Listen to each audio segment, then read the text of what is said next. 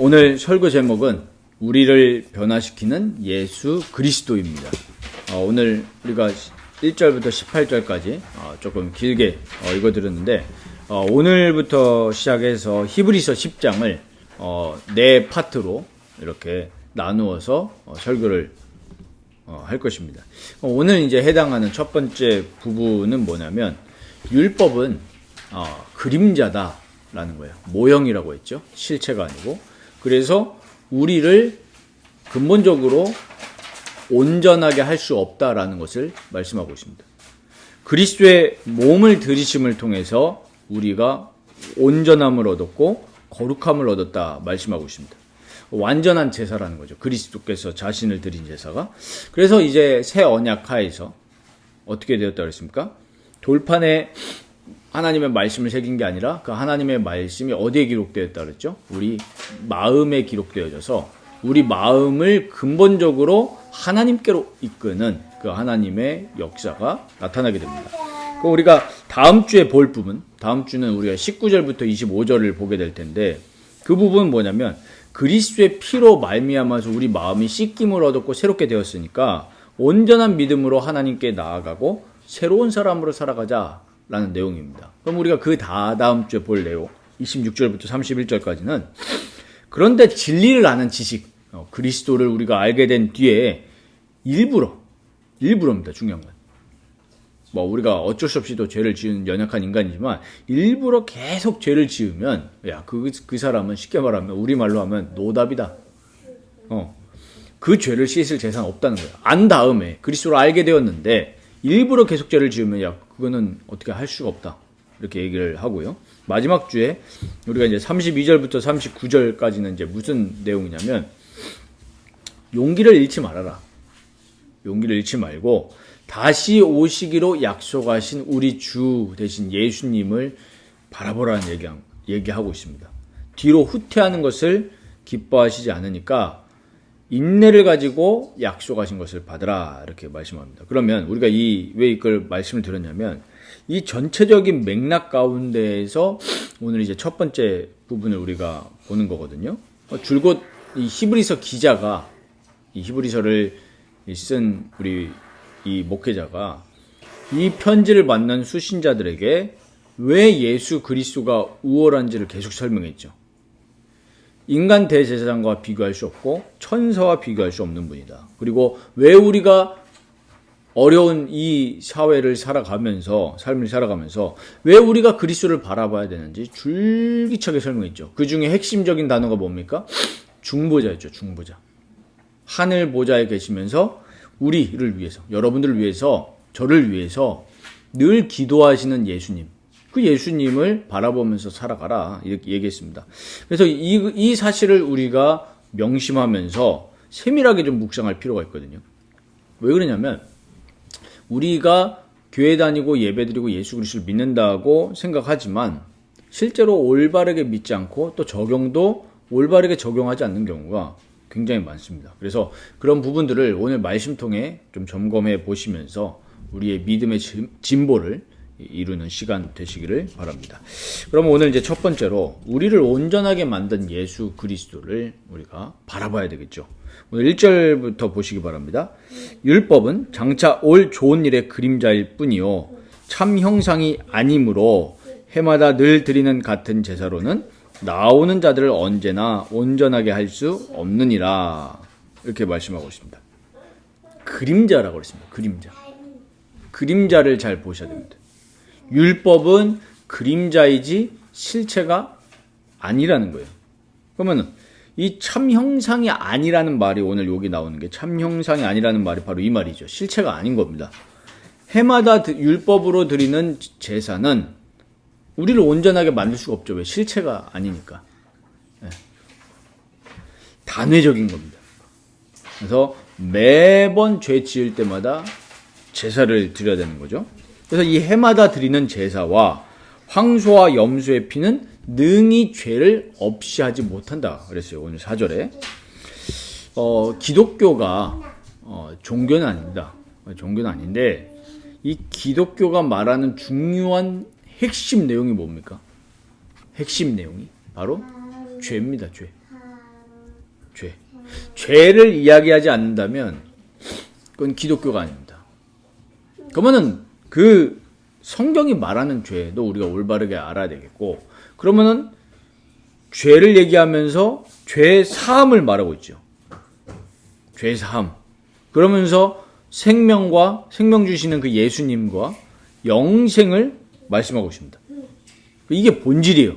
그러면은 죄가 왜 중요하냐면은 바로 관계이기 때문에 관계가 중요하기 때문에 죄를 말하는 거거든요. 하나님과의 관계가 끊어진 겁니다. 왜요? 죄 때문에 하나님과의 단절을 갖고 왔기 때문에 우리 인간에게 뭐가 찾아왔냐? 필연적으로 뭐가 찾아왔어요? 죽음이 찾아온 겁니다. 허물과 죄로 죽었다 그랬죠. 뭐 때문에요? 바로 죄 때문에. 그 죄의 처참함을 성경은 말씀하고 있어요. 죄. 근데 종교는 죄를 말할 수가 없습니다. 어디에 집중하죠 자꾸? 나에다가 집중해요. 죄를 얘기하는 것보다 내가 평안함을 누리기를 좋아하는 거예요. 그러니까 우리가 죄를 말하지 않고 그리스도를 말하지 않고 평안함을 말한다 하면 우리는 신앙생활 틀리가는 거예요. 근데 왜 예배 드립니까? 평안함이 목적이라면은 그거는 예배가 아닌 거예요. 왜요? 누누이 말씀드렸지만 오늘 예배 안 오시고 제가 좋아하는 산이 북한산인데 북한산에 가면 사찰 많거든요. 거기 가도 나름대로 힐링됩니다. 평안해져요. 그러나 하나님과는 단절돼 있단 말이에요. 왜요? 죄 문제를 해결할 수 없으니까. 죄를 씻길 수 없으니까. 그래서 이 죄를 올바르게 알지 못한다면 하나님께로 갈 수가 없는 거죠. 시작부터. 그러니까 이 죽은 상태에서 살아가니까 어떻게 살아갈 수밖에 없는 거죠? 허망한 것을 내 하나님으로, 내 신으로 삼고 살아갈 수밖에 없는 거예요. 그러니까 당연히 어떻게 되죠? 하나님과 함께 하지 못하고 하나님과 관계가 되지 않으니까 당연히 뭐가 찾아옵니까? 공허함이 찾아올 수밖에 없는 거예요. 이 시대가 그런 겁니다. 왜? 가짜 신을 삼고 나름대로 살아가거든요. 나름대로 다 가짜 신이 뭐죠? 어떤 사람은 돈, 어떤 사람들은 여가 생활. 캠핑이 나쁘다는 말이 아닙니다. 근데 그 사람의 신이 캠핑인 거예요. 왜? 그거 안 하면 죽겠거든요. 네. 하나님과 관계가 단절이 된 거예요. 오로지 나고 오로지 돈입니다. 그러면 이렇게 허물과 죄로 죽은 우리임에도 불구하고 하나님을 대적하고 하나님을 본성상 싫어하는 우리임에도 불구하고 하나님은 일방적으로 나를 사랑하셨다라는 게 바로 복음이거든요. 너의 지금 걸 나는 보지 않아. 너가 나를 미워하지만 나를 대적하지만 나는 너를 사랑해. 이게 지금 성경이 말하고 있는 하나님이 말씀하고 있는 핵심이에요. 핵심. 그럼 오늘 5절 보시기 바랍니다. 오늘 5절 중요해요. 그러므로 주께서 세상에 임하실 때 이렇게 말씀하셨다는 거예요. 하나님이 제사와 예물을 원하지 아니하시고 오직 나를 위하여 한 몸을 예비하셨도다. 자, 여기서 봐야 될 게 아무 효력이 없는데 제사와 예물을 왜 정하셨습니까? 이 구약에 지금 율법 말씀. 아무 효력이 없다 그랬잖아요. 아니, 이게 실체의 모형일 뿐이고 예표일 뿐인데 왜 정하셨냐고요. 굳이. 이게 중요합니다. 뭘 원하시는 겁니까? 하나님은 순종을 원하시는 거예요. 순종. 제사의 가치가 어디에 있냐면은 순종에 있는 겁니다. 우리 가인과 아벨에서도 보게 되죠. 결정적인 차이가 뭐였어요? 똑같이 형식 가지고 제사 지냈어요. 근데 뭐가 없던 거죠? 하나님을 향한 진정한 순종이 없던 겁니다. 번제와 속죄제는 기뻐하지 아니하신다. 6절에 그랬죠. 아니 번제와 속죄제를 받으셨는데 왜 중요하지 않다고 하는 겁니까?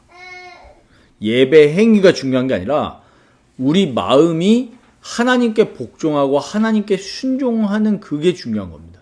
우리 삶은 하나님께 순종하고 하나님께 복종해야 되는 자란 말이에요, 우리가.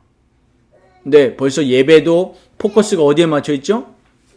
내 감정에 맞춰 있고 내 행위에 맞춰져 있는 거예요. 진정으로 내가 하나님께 엎드리진 않는 거예요. 경외하지 않는 거예요. 그래서 오늘 여기 5절에 보면 오직 나를 위하여 한 몸을 예비하셨다. 이게 시편 40편 6절 인용하고 있는 거거든요. 새 언약 그리스도의 제물을 준비하신 것이 바로 누구라는 거예요? 하나님이시라는 거예요. 우리 아브라함 이삭을 제물로 드린 사건 아시죠? 하나님 바치라고 해서. 그때 하나님이 이삭이 죽기 직전에 누구를 예비하셨죠? 순양을 예비하셨습니다. 하나님이 예비하셨어요. 그것처럼 그리스도를 준비하신 것이 누구냐? 하나님이 준비하셨다는 거예요. 그래서 오늘 7절에 보면은 이에 내가 말하기를 하나님이여 보시옵소서 두루마리 책에 나를 가리켜 기록된 것과 같이 하나님의 뜻을 행하러 왔나이다 하셨느니라 했습니다. 예수께서 오신 것은 누구의 뜻이냐 하니까 성부 하나님의 뜻이죠. 예수님 오신 것이. 그리고 그 뜻에 성자 예수님께서 순종하신 겁니다. 그러면서도 이 성자께서는 자신의 몸을 우리를 사랑하셔서 어떻게 하신 거예요? 자기의 뜻을 가지고 또 하나님께 드린 거예요. 그러면 우리가 이제 9절을 보시면 그 후에 말씀하시기를 보시옵소서 내가 하나님의 뜻을 행하러 왔나이다 하셨으니 그 첫째 것을 폐하심은 둘째 것을 세우려 하심이라 그랬어요. 첫째 것, 이 하나님이 명령하신 성막과 성수에서 하나님께 제사 드리는 것, 그것을 폐하고 누구를 세우는 것이다? 그리스도를 세우려 하심이라 그랬어요. 여기서 우리가 봐야 될 게 뭐냐면 단번에 들이셨다라는 의미가 중요한 겁니다. 단번에. 황소와 염소의 피는 단번에 들 수가 없어요. 왜? 그건 온전한 제물이 아니니까. 그냥 짐승의 피일 뿐이에요. 그런데 여기서 이제 중요한 거는 그리스도의 피입니다. 그래서 베드로전서 3장 18절에 그리스도께서도 단번에 죄를 위하여 죽으사 의인으로서 불의한 자를 대신하셨으니 이는 우리로 하나님 앞으로 인도하려 하십니다. 왜 자기가 죄를 위해서 죽으신 거예요? 우리를 어디로 인도하시려고요? 하나님께로 인도하시려고. 지난주에도 말씀드렸죠. 화목제물. 죄로 인해서 하나님과 우리의 관계가 끊기고 단절이 된 겁니다. 그래서 우리는 하나님을 만날 수 없고 하나님을 예배할 수 없고 늘 하는 짓이 뭐밖에 없냐니까 마음에 하나님을 미워하고 내 마음과 육체에 원하는 것 하면서 살아가는 존재가 된 거예요. 심지어 교회 와가지고도 나를 예배하는, 내 감정을 예배하는 그런 현실입니다.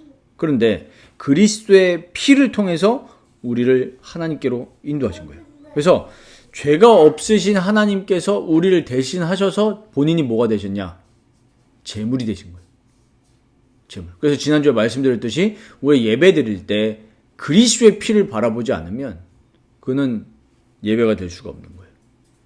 우리 그 피를 늘 바라보시기 바랍니다. 그래서 우리가 하나님을 사랑하지 않았잖아요.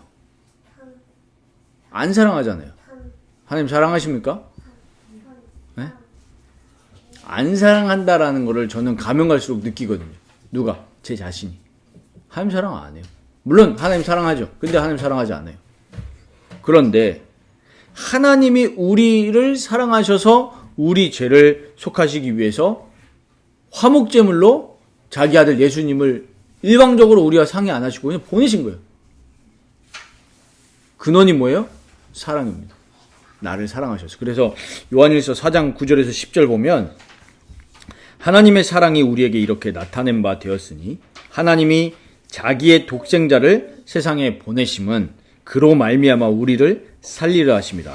사랑은 여기 있으니 우리가 하나님을 사랑한 것이 아니요 하나님이 우리를 사랑하사 우리 죄를 속하기 위하여 화목제물로 그 아들을 보내셨습니다 그랬어요. 우리 신앙의 모든 핵심이 지금 여기에 다 들어있습니다. 예수를 통해서 죄사함 받은 것, 곧 구원받은 것, 이게 전부예요. 그러니까 하나님의 자녀가 된 것이 우리에게 있어서 모든 거란 말이에요. 우리 신앙의 핵심. 하나님의 자녀가 되어서 하나님과 교제하는 것, 하나님을 예배하는 것, 하나님을 사랑하는 것, 하나님 바라보는 것, 이게 우리 신앙의 본질입니다. 그러면은 우리가 하나님께 나아가기 위해서 그 통로가, 유일한 통로가 누구라는 거예요? 바로 예수 그리스도라는 거죠. 예수 그리스도를 바라보고 예수 그리스도를 묵상하고 예수 그리스도 신뢰할 때 우리의 마음이 어떻게 바뀐다고요? 지난번에 뭐라 했죠? 그 피가 우리의 양심, 우리의 마음을 어떻게 해야 된다고 그랬어요? 깨끗하게 하고 하나님을 예배하게 못하겠느냐. 그러니까 우리가 늘 뭘 바라봐야 되는 거죠? 나를 향하신 그 그리스도의 사랑과 그리스도의 보혈의 공로만 바라봐야 됩니다. 우리 신앙의 모든 키는 여기에 있어요. 그리스도의 피. 그러면 두 번째로 우리가 봐야 될 것이 하나님의 말씀, 이 율법은 우리의 죄를 자각하고 기억하게 하신다는 사실을 아셔야 됩니다. 왜 쓸모 없는 것처럼 보이는 율법을 왜 주셨을까요? 이 구약의 제사와 구약의 제도를요. 우리를 온전하게 할 수는 없지만 뭘 하게 하냐면 죄를 깨닫게 한다는 겁니다. 내가 죄인이라는 사실을 자각하게 하는 거예요. 그러니까 하나님의 말씀이 없으면 내가 죄인인지 알까요, 모를까요? 알 수 있는 길이 없어요. 내가 잘난 줄 알고 살아가죠. 지금의 20대, 30대 청년들 보십시오. 하나님을 바라봅니까? 내가 잘난 맛에 살아가는 거잖아요. 진짜. 내가 잘난 맛에. 잘 나가니까 하나님 기억하지 못해요. 그런데 하나님 말씀 앞에 쓰면은 내가 처참한 죄인이라는 사실을 진짜 깨닫게 되죠. 우리가 하나님 말씀을 읽을 때 내가 죄인이라는 게 자각이 되지 없다면 어떤 면에서는 하나님 말씀을 옳게 접근한 게 아닐 수도 있죠. 정말로 내가 죄인인데 하나님 나를 사랑하시는구나. 이게 계속 느껴져야 되는 거예요. 오늘 2절 3절에 이렇게 나와 있습니다. 그렇지 아니하면 섬기는 자들이 단번에 정결하게 되어 다시 죄를 깨닫는 일이 없으리니 어찌 제사 드리는 일을 그치지 아니하였으리요. 그러나 이 제사들에는 해마다 죄를 기억하게 하는 것이 있나니 그랬어요. 이 매번 드리는 제사가 온전한 제사는 아니라는 걸 분명히 얘기하지만 뭐가 있다고요? 어떤 기능이? 죄를 기억하게 하는 게 있다 그랬어요. 율법의 희생제사는 근본적으로 우리를 죄에서 건져낼 수가 없었죠. 그러나 인간의 죄, 나의 죄를 어떻게 해주는 거예요? 계속 상기시켜 주는 일을 함으로써 누구를 바라보게 한다 근본적으로? 실체이신 예수 그리스도를 바라보게 하는 그 효과가 있었던 거예요. 이게 중요한 부분이죠. 이 율법이 없다면 우리가 죄인이라는 것을 깨달을 수가 없는 거죠. 그 문제는 뭐냐? 여기서 이제 우리가 중요해요. 문제는 뭐냐면 율법주의에 빠져버린 거예요. 아니 실체를 바라보라고 모형을 준 건데 실체는 바라보지 않고 모형 바라보면서 빠져버린 거예요. 그 주의에. 죄를 깨닫게 하려고 하는 건데 어떻게 합니까? 우리의 반응은 그걸 가지고 내가 지켜보려고 막 자꾸 애를 쓰는 거예요. 하나님 말씀을 지켜보겠다 애를 쓰니까 어떤 결과가 나옵니까? 지킬 수 있어요? 100% 불가능해요. 300% 불가능인데 애를 쓰니까 이제는 무슨 결과가 오죠? 낙심, 낭망이 오는 겁니다. 그래서 종교의 끝은 허무해요. 왜? 해도 안 되거든요. 내가 죄인이라는 것을 자각을 해야 되는데 그걸 못하고 율법주의에 빠져버리니까 결국에는 넘어질 수밖에 없죠. 지켜서 의롭게 되어 보려는 겁니다. 우리 신앙생활의 핵심은 다른 게 아니에요. 내가 뭘 하냐 그게 아니에요. 내가 그리스도 안에서 의롭게 된 죄인이다 라는 사실을 알고 그리스도의 보혈만 바라보면서 살면 어떻게 하는 거예요? 말씀에 행해지는 거죠. 왜? 주체가 누구니까? 성령이시니까. 그러니까 우리가 교회 다니면서 제일 빠지기 쉬운 함정이 이거예요. 자꾸 내가 의롭게 돼보려는 어떤 시도들이 되게 많아요. 성경 읽기 좋지만은 성경 읽기가 나의 의가 되면 안 되죠. 내가 의가 되는 사람들 특징이 뭐냐면은 못 읽는 사람들을 정죄합니다. 너 왜 하냐고. 그렇게 하지 말라는 거예요. 또 두 번째 빠지기 쉬운 함정이 뭐냐면 말씀은 나를 비추라고 하나님이 주신 것이 타인을 정죄하라고 주신 말씀이 아닙니다. 근데 자꾸 말씀 보면서 타인을 정죄하죠. 하나님은 그러라고 말씀을 주신 적이 없어요. 그러나 우리가 물론 영을 분별하고 거짓과 진리를 분별하긴 해야겠지만 타인을 정죄하라고 주신 말씀은 아닙니다. 나를 보라고 주신 말씀이지. 그럼 우리가 종교들을 보면서 뭘 느낍니까? 구약의 제사들과 흡사하지 않습니까? 뭐가 남아있는 거죠? 자꾸 행위. 행위에 집중합니다. 그러니까 만약에 기독교가 행위에 집중한다면 그건 기독교가 아닌 거예요. 진정한 기독교가 아닌 거죠. 뭐가 중요한 겁니까? 마음의 변화. 마음의 변화예요. 자, 오늘 제사가 뭐라 했죠? 내 죄를 자각하게 하는 거라고 그랬지 온전하게 하는 건 아니라고 했어요. 구약의 제사가요. 그러니까 우리가 만약에 예배 왔을 때 이 원리는 똑같잖아요. 예배 왔을 때 오늘 내가 예배 드렸어. 그거는 뭡니까? 나 오늘 피 잡아서 짐승 피 잡아서 제사 드렸어요. 그거 우리를 온전하게 한다고요? 못한다고요? 못한다는 거예요. 내가 오늘 예배 드렸어. 이 정도로만 끝난다면 내 마음은 변화되지가 않아요. 하나님께로 못 가요. 왜? 그리스도의 피를 바라본 게 아니잖아요. 그래서 우리는 예배 때마다 철저하게 나의 죄와 그리스도의 피를 바라보면서 온전한 예배가 될 수 있도록 뭐 해야 되는 거예요? 은혜를 구해야 되는 거예요. 그 심정으로 와야 되는 거예요. 상한 심정으로. 하나님, 난 죄인입니다. 나에게 은혜를 주셔서 그리스도의 피를 바라봅니다. 그러니까 내가 오늘 예배 드려가지고 내 마음을 자꾸 바꿔보려고 한다? 그거 종교죠. 종교 제사인 거죠. 그래서 하나님 말씀 보면서 우리가 하나님을 경외는 해야 되지만 눌리지는 마세요. 내가 지킬 수 있는 게 아니에요. 하나님 말씀 보면서 우리는 뭘 봐야 되죠? 더 처참한 나를 발견하면 됩니다. 죄를 자각하고 상기하면 되는 거예요. 그래서 그 다음은 뭐죠? 회개하고 그리스도를 바라보고 나의 의가 되신 그리스도의 의를 의지하면 되는 겁니다. 그럼 우리 마지막 세 번째로 여기서 우리가 이제 얻어야 될 교훈입니다. 외식하는 자가 되지 말고 마음을 변화시키시기 바랍니다.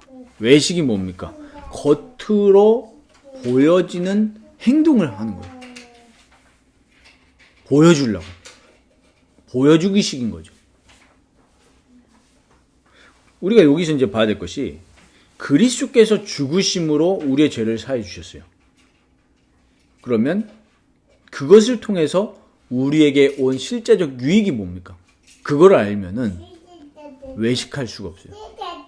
이게 진정으로 나에게 그리스도의 공로와 그리스도의 공로를 통해서 나에게 온 유익이 정말 체험이 안 됐기 때문에 자각이 안 됐기 때문에 외식할 수밖에 없는 거예요. 그러면 우리가 몇 가지 유익이 있는데 첫 번째로 그리스도의 죽으심으로 죄사함으로 우리에게 온 첫 번째 유익이 거룩함을 얻은 겁니다. 거룩함. 오늘 10절에 보면 이 뜻을 따라 예수 그리스도의 몸을 단번에 들이심으로 말미암아 우리가 거룩함을 얻었노라 이렇게 분명히 말씀하고 있습니다. 이미 거룩함을 얻은 겁니다. 내가 행해서 거룩해지는 게 아니라 그리스도께서 자기를 들이셔서 하나님께 들이심으로 그 공로로 우리가 혜택을 입은 거예요. 무슨 혜택이요? 거룩해진 겁니다. 거룩해졌다는 얘기는 내가 술, 담배를 안 하고 타락하지 않고 겉으로 그게 거룩이 아니에요. 거룩은 뭡니까? 내 죄가 사해지고 하나님의 자녀가 된 게 거룩이에요. 여러 번 받은 게 아니에요. 한 번에 거룩함을 얻은 겁니다. 그러면은 우리가 구원함을 받아서 거룩해졌기 때문에 구별된 거잖아요. 죄와 구별되고 하나님의 자녀가 된 겁니다. 그러면 이 삶을 기뻐하면서 누려나갈 수 있죠. 진짜 내가 거룩함을 받았다면. 내가 하나님의 자녀라니까요. 세상은 죄의 종노릇하고 마귀의 종노릇하고 있는데 내가 하나님의 자녀가 되었단 말이에요. 그럼 이게 나에게 진짜 다가오면은 그걸 기뻐하고 누려나갈 수 있잖아요. 어떻게 누립니까? 그리스도 그 분 자체를 기뻐하고 찬양하는 삶이 되는 거예요. 그게 우리에게 준 어마어마한 유익이라니까요. 근데 기독교가 많이 지금 흔들리는 게 뭐냐면 그리스도 안에서 주어지는 그 유익들과 혜택들에 집중하는 거예요. 그럼 보세요. 어떤 식으로 되겠습니까? 그리스도를 고백했더니 이렇게 됐어. 아, 그리스도가 왕, 선지자, 제사장이래. 그거 고백하면 마귀가 떠나간대. 그거에 집중하는 거예요. 뭐는 놓치고요? 그리스도 그 분 자체는 놓쳐버리고. 이게 뭡니까? 예를 들면 이런 거 있어요. 저희 딸이 설교 때 가능하면 가족을 얘기 안 하려고 하지만 저희 딸이 예를 들면 아빠라는 것 자체를 즐거워하지 않고 이럴 때가 있습니다. 아빠로 인해서 오는 다양한 베너핏들. 아빠 빵 사줘. 아빠 편의점 가자. 또 지난주에도 어디 일보러 가는데 갑자기 계획에도 없어. 아빠, 저기 서점 보이니까 아빠 서점 가자. 서점 가면 책이 아니라 스티커북이라는 게 있거든요. 그걸 좋아하는 거예요. 자, 물론 당연히 사랑하니까 사줄 수 있겠죠. 그런데 만약에 그 인격적인 관계에서 저희 딸이 아빠를 사랑하는 게 아니라 자꾸 그것만 본다면 그 정상적인 관계가 아니겠죠. 또 다른 걸로 예를 들어 봅시다. 사랑하는 연인 관계라고 보세요. 부부도 마찬가지고.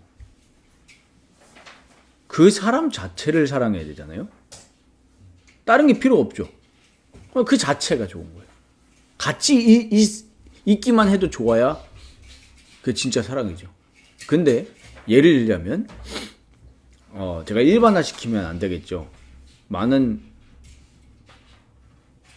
또 보통 여성분들이 그러니까 여성분을 비하는 게 아니라 남친구를 만날 때마다 남친구가 나를 저기 샤넬 매장에 들어가서 가방을 사주지 않으면 나를 사랑하지 않는 거야.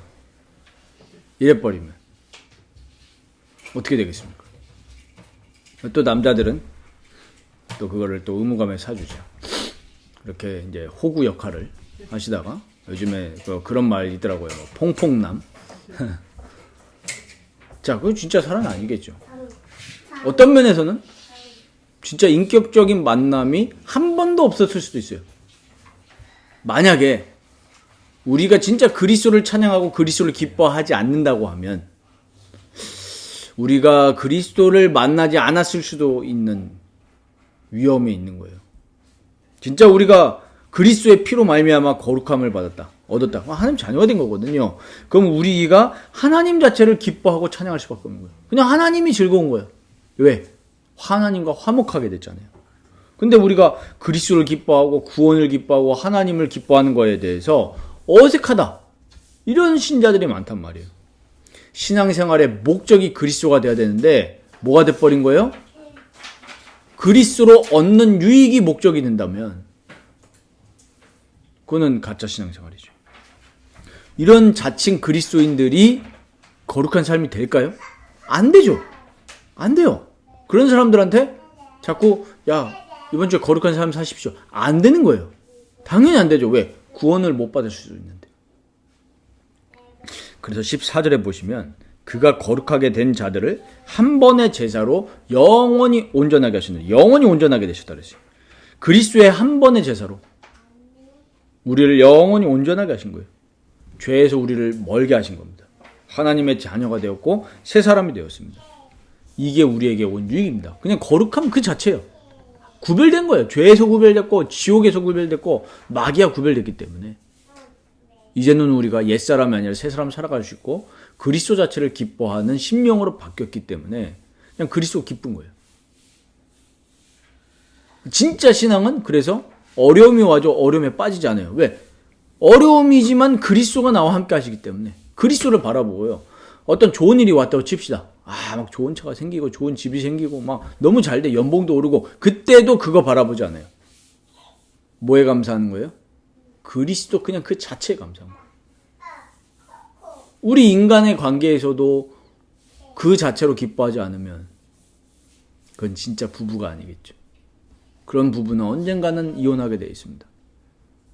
부부는 그 자체로 인격적인 관계로. 그게 진짜인 거예요. 그래서 우리가 그 하나님과의 관계에서 그 그리스도의 피를 바라보면 이렇게 됩니다. 그 사랑에 감격하는 거예요. 그 진짜 그 사랑. 그 진짜 만족이죠. 두 번째로 그리스도께서 죽으심으로 우리에게 주신 유익이 마음과 생각에 우리의 하나님 말씀을 기록하셨다는 거예요. 그리고 우리가 지난주에도 봤지만 옛 언약, 새 언약. 옛 언약은 보이는 것들이었어요. 근데 새 언약은 그리스도의 죽으심으로 말미암아서 우리 마음에 하나님의 말씀이 새겨졌다 그랬습니다. 그래서 오늘 15절 16절 보시면 또한 성령이 우리에게 증언하시되 주께서 이르시되 그날 후로는 그들과 맺을 언약이 이것이라 하시고 내 법을 그들의 마음에 두고 그들의 생각에 기록하리라 하신 후에 이렇게 말씀하죠. 그리스도께서 오셨어요. 이미 오셨기 때문에 이게 이제 제일 중요한 것이 뭐냐면 뭐가 중요하겠어요? 그리스도의 말씀이 중요하겠죠. 오셨잖아요. 그리고 승천하셨고요. 우리는 이제 구약의 제사를 드리지 않죠. 피 안 잡잖아요. 그리스도께서 완성하셨기 때문에. 그럼 이제 우리가 그럼 아무렇게나 예배 드립니까? 아무 형식 없이 제사 드립니까? 그럴 수 없죠. 우리가 뭘 가지고 예배 드리죠? 진리인 그리스도의 말씀 자체가 그리스도시니까 그리스도를 가지고 우리가 하나님께 예배 드리는 거예요. 제사. 그리스도 안에서. 그러면 이 말씀이 사라지면 옛 언약은 돌판의 기록에서 보이는 성막과 이 지성소에서 예배 드렸지만 이제는 우리가 새 언약이니까 이해되십니까? 보이지 않아요. 그리스도가 지금. 근데 그리스도의 말씀을 통해서 우리가 예배 드리는 거예요. 말씀 안에서. 그러니까 말씀이 사라지면 끝인 거예요. 예배는. 왜? 말씀 자체가 그리스도시기 때문에. 당연히 어떻게 되겠어요? 말씀 없어지는 순간 의식화되어지고 또 구약의 그런 종교로 돌아가게 되는 겁니다. 제가 지난주에 성당을 갔다 왔거든요. 애들 데리고. 성당을 욕하는 게 아니고요. 가니까 야 어떤 딱 그게 있냐면요. 일단 천장이 높고요. 그리고 하늘에 십자가 모양으로 구멍을 뚫어놨어요. 그러니까 채광이 되잖아요. 햇빛이 쫙 내려옵니다. 십자가 모양. 어디에? 그 맨 앞에 예수님이 엄청 크게 매달려 계셔요. 십자가에서. 거기 들어가면 참된 거룩 말고 그냥 사람이 홀리해지는 거예요. 그냥 뭔가 경건해지고 분위기가 있잖아요. 근데 사람들 이제 막 여기서 이제 느껴진 막 교회 욕하는 사람들이 그런 겁니다.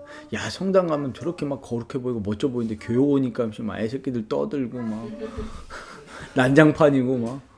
그래서 초대교회 때 모였던 사람들이 야, 쟤네는 뭐냐 이런 거예요. 이 종교개혁 시대 때도 그렇고 뭐만 있는 거예요? 형식화가 됐고 의식화만 된 거예요. 그러니까 보이는 형상들을 자꾸 갖다 놓는 거예요. 그리고 그 예배당 앞에 어느 한 시설이 있는데 껌껌해가지고 봤는데 마리아예요. 머리가 크게 있어요. 거의 사람 크기로. 거기서 기도문 붙여 있어요. 마리아가 중보자 위치에 있는 거예요. 우리를 위해서 기도해달라. 마리아는 사람이에요. 근데 왜 거기에 의미를 부여합니까? 예수님을 낳았다고 해서. 자, 여기서 제가 느낀 게 있어요. 아, 성경은 있어요. 분명히 성경이 있다니까 똑같아. 물론 거기다 외경을 더 추가하긴 했지만 가톨릭 성경은. 근데 말씀은 성경에 있는데 뭐가 사라진 거예요? 그리스도가 사라진 거예요. 그리스도라는 말이 없겠습니까 거기에? 예수 그리스도 얘기하죠. 가톨릭도. 근데 뭐가 없는 거예요? 실제로 말씀이 사라진 거예요. 말씀이 어디에만 붙어 있는 거예요? 스테인글라스에만 붙어 있는 거예요. 말씀은 어디에 새게 됩니까? 그리스도의 말씀을? 우리 마음에 새기는 거예요. 그게 새 언약입니다. 그래서 우리가 정말 우리 마음이 붙들려지는 게 중요한 거지 겉에다가 이마에 붙이고 벽에다 붙이고 그게 중요한 게 아니란 말이에요. 우리 마음에다 기록해라. 그러면 그 마음에 우리의 말씀이 기록될 때 그리스도의 말씀이 우리 마음을 변화시키시죠. 우리를 어디께로 이끕니까? 하나님께로 이끄는 거예요. 하나님께 예배드리고 하나님을 사랑하고 하나님을 경외하고 그래서 하나님을 사랑하는 마음 가지고 살아가면서 이웃 사랑하는 마음으로 우리를 변화시킨단 말이에요. 근데 그게 되지 않고 나는 예배 드렸어. 이런 크리스천이 너무 많으니까 크리스천들이 욕을 먹는 거예요. 그래 하나님 앞에서 살지 않으니까 부정부패를 저질 수밖에 없는 거죠. 하나님 안 본다고 생각하니까. 하나님 안 봐. 아무도 지금 옆에 사람이 없으니까. 하나님도 안 본다고 착각 중에 착각을 하면서 살아가니까 많은 기독교인들이 죄악으로 살아갈 수밖에 없죠. 그래서 우리의 새 언약이 기록된다는 것은 우리 마음이 변화돼서 온전히 이제는 그리스도께 지배를 받는 겁니다. 지배. 통치를 받는 거예요. 그게 하나님 나라죠. 그럼 우리가 이 마음이라고 했을 때 마태복음 6장 33절 잘 아시죠? 너희는 먼저 그의 나라와 그의 의를 구하라. 그리하면 이 모든 것, 먹고 마시는 것은 내가 너희한테 책임져 주신다 그 말인데 이걸 말씀하시기 전에 뭐 하지 말라고 하냐면요. 외식하지 말라 이렇게 얘기를 하셔요. 마태복음 6장 16절 이하에 나옵니다. 외식하지 말라 그래요. 의미가 좀 있죠. 금식할 때 잘 들어보세요. 너희가 금식을 하는데 금식할 때 슬픈 기색 보이지 말라래요. 참 웃기지 않습니까? 예수님이 야 너네 금식하면서 슬픈 표정 짓지 마 이러고요. 슬픈 표정 짓지 마. 금식한다고 해가지고 제가 특정 누구를 얘기하고 싶진 않은데 정치인들 보면은 단식 투쟁하잖아요. 단식 투쟁할 때 어떻게 합니까? 그 보여주기식이잖아요. 자기의 목적을 이루려고. 그러니까 이제 면도 안 하죠 일단. 면도 안 하고 머리 안 감아. 그러니까 이제 머리에 뭐예요? 이제 기름이 끼고 막 엄청 수척하게 되죠. 왜? 애당초 목적이 뭐예요? 보여주려고 하는 거잖아요. 보여주려고. 근데 예수님 뭐라고 했는지 아십니까? 금식할 때 슬픈 기색 보이지 말고 인상 펴 이거. 쉽게 말하면 오히려 머리에 기름 바르고 얼굴 씻고 기도해라. 오히려 너네 더 깔끔하게 해라. 그러면서 뭘 얘기하십니까? 은밀한 중에 계신 아버지께 보여라. 은밀한 중에 계신. 자, 우리가 신앙생활 하면서 저도 진짜 회개하는 게 남들 보이기 위해서 하는 게 너무 많은 거예요. 기독교인들이. 안 그러십니까? 반성이 되십니까? 남 보이기 위해서 신앙생활. 남 보이기 위해서 전도하고. 남 보이기 위해서 내가 은혜 받은 거 나는. 외식. 근데 그거 하지 말라는 거예요. 너네 은밀한 중에 너네 다 보고 계시는 아버지께 보이라는 거예요. 뭡니까? 보이지 않는 우리의 마음. 우리 마음은 다른 사람들이 못 봐요. 물론 얼굴에도 드러날 수 있지만 우리 마음은 안 보이지 않았어. 다른 사람들. 우리 마음을 아버지께 보여라. 그러니까 보이는 행동이 중요한 게 아니라 뭐가 중요하다는 거예요?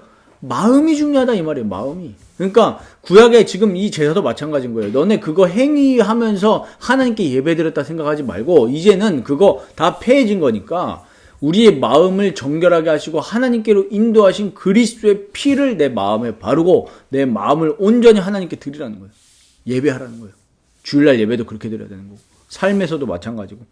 그러면서 이제 19절 이하부터 뭐가 나오냐면 마태복음 6장 19절입니다. 너희를 위하여 보물을 땅에 쌓아두지 말라. 그러면서 뭐냐? 보물을 하늘에 쌓아라. 이 얘기를 하십니다. 근데 여기서 중요한 단어가 나와요. 너 보물 있는 그곳에 너 마음도 있다. 얘기를 하십니다. 그러면서 무슨 단어가 나오냐면 염려라는 단어가 나와요. 염려. 염려는 곧 어디에 있는 겁니까? 마음과 생각에 있는 거죠. 염려가. 염려하면서 무엇을 먹을까, 무엇을 마실까 이런 것들은 다 이방인들이 구하는 거다. 구원받지 못한 사람들도 이거 구하고 있다. 염려하면서 먹을 거 달라. 아까 말씀드렸죠? 우리가 예수 믿는 목적, 예수 그 자체여야 되는 겁니다. 그러니까 예수님이 결정타를 때리신 게 뭡니까? 그런즉 먼저 그의 나라와 그의 의를 구하라는 겁니다. 무슨 말입니까? 너네 마음을 먹고 마시는 거에 뺏기지 말고 너네 성공하는 거에 두지 말고 그것들은 다 하나님이 알아서 하시는 거니까 너네 마음은 어디에다 두라? 하나님 나라에다 두라. 하나님의 의, 그리스도에다 두라 그 말이에요. 그러면 뭡니까? 우리 마음이 왕이신 그리스도께 통치를 받도록 너네 기도 안 하면 너네 마음은 계속 염려할 수밖에 없고 먹고 사는 거에 신경 쓸 수밖에 없고 인간관계에 신경 쓸 수밖에 없고 그러니까 너네 마음을 그리스도께 통치받도록 기도하라 그 말이에요. 기도해라. 그러면서 신앙생활 겉으로 하지 말아라. 이거를 그 얘기하는 거죠. 외식하지 말라고. 하나님의 나라가 어디에 임합니까? 우리 마음에 임하죠. 우리 마음에 하나님 나라가 임하니까 그리스도께서 내 마음을 붙드시니까 두려움이 사라지고 근심과 걱정이 사라지고 의와 화평과 평강이 참 희락이 임하는 거예요. 우리 마음이 이걸로 가득 차면 어떻게 됩니까? 세상 사람들처럼 살아가겠습니까? 그럴 수가 없는 거죠. 그리고 그리스도의 의, 하나님 그의 의를 구하라 그랬잖아요. 세상은 의가 없습니다. 부정한 것밖에 없고 거짓밖에 없습니다. 세상은 우리를 속입니다. 얼마나 속입니까? 우리 직장과 사업하시는 분들은 다 느끼죠. 얼마나 거짓이 많습니까? 그러나 의로우신 그리스도께서는 우리를 속이지 않습니다. 세상은 우리를 속이고 배반하고 정말 그렇지만 하나님은 우리를 속이지 않아요. 하나님은 우리를 붙들고 계십니다. 사람은 이익 따라가지만은 그래서 언제든지 친구도 배반하지만 그리스도는 우리를 위해서 뭘 보셨습니까? 손해 보셨어요. 물론 하나님 입장에서는 손해가 아닌데 우리 표현에서 그리스도는 우리를 위해서 손해 중에 손해인 죽음을 입으셨다니까요. 우리가 이걸 바라본다면 정말로 내 마음이 그리스도께 지배를 받도록, 그리스도의 통치를 받도록. 그러니까 겉에 모이는 몸만 우리가 예배드리러 오는 게 아니라 매 삶에 거룩한 산 제물로 나를 드린 거예요. 나는 죽고 내 마음이 온전히 그리스도께 지배받도록 기도하시기 바랍니다. 근데 그 원동력이 어디서 온다고요?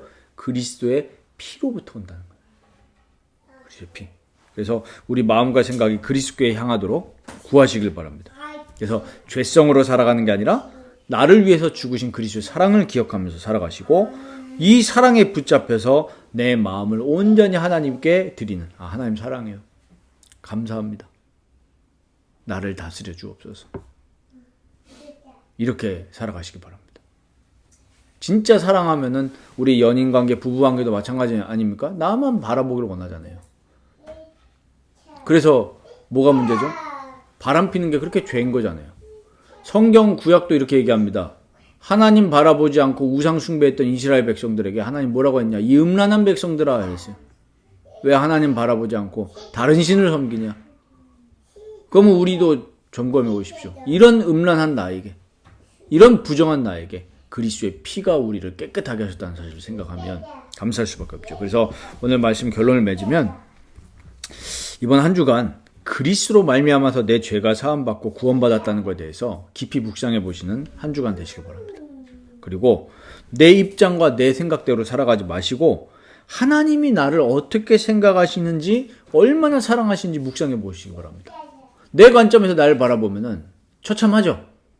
막 그지 깽깽이 같고 막 진짜. 그런데 하나님이 나를 지금 어떻게 바라보고 계시는지 생각해 보시고요. 그리고 내가 너무나 종교적으로 외식하면서 살아가는 부분을 점검해 보시면서 정말로 나의 생명으로, 나의 사랑으로 그리스도를 붙드시는 한 주간 되시기를 바랍니다. 이번 한 주간 우리 마음이 그리스도로 말미암아, 그 피로 말미암아 변화되시는 한 주간 되시기를 주 예수 이름으로 축복합니다.